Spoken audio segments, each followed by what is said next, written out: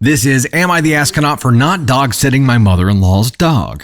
I, 32 female, am married to my husband, 37 male, 10 years. We have 3 kids, 2 boys, 10 and 7, and a girl, 3. My 10-year-old was diagnosed with autism when he was 6. Mother-in-law denies that diagnosis, claiming, he looks and acts completely normal. Okay, Dr. Mother-in-law, thank you for that diagnosis. My relationship with my mother-in-law isn't great. She's a very judgmental person, and we disagree a lot. My husband has always been on my side, supporting me every time mother-in-law and I have a conflict. Well, thank goodness for that. A few months ago, she decided it would be a good idea that her husband would fly with his 2 sons, my husband and brother-in-law, to a guy's trip for his birthday. I thought it was a great idea, even though he also has a daughter, but not my problem, since my father-in-law isn't at his best. I told my husband I can manage the kids for a week by myself. A few weeks later, mother-in-law invited us for dinner at their place. After we finished eating, my husband excused himself and went to the bathroom. As soon as he closed the door, she turned to me and said, "So I've been thinking, and we think it's a good idea that we all go on a vacation," meaning my mother-in-law and my sister-in-law join. I replied, "That's great. So you're going to have to take the dog for walks every day." "I can't. I'm going to be with the kids." "You can.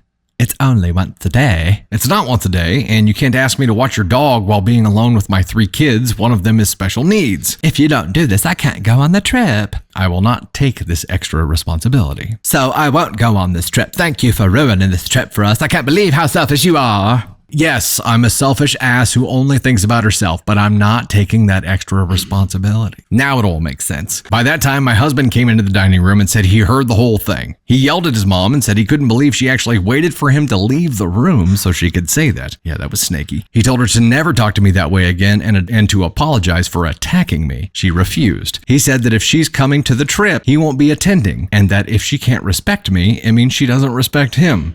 He took all the kids, I was already out, and we left. My mother-in-law hasn't talked to me for 3 weeks now. She tried to contact my husband, but he ignored. All of my and his family completely understand my side, but also try to say she is kind of old and maybe I should have helped her. Am I the astronaut? Hell no! Also, round of applause for hubby here, right? Holy shit. Unwavering in his opposition to his own mother in defense of his wife.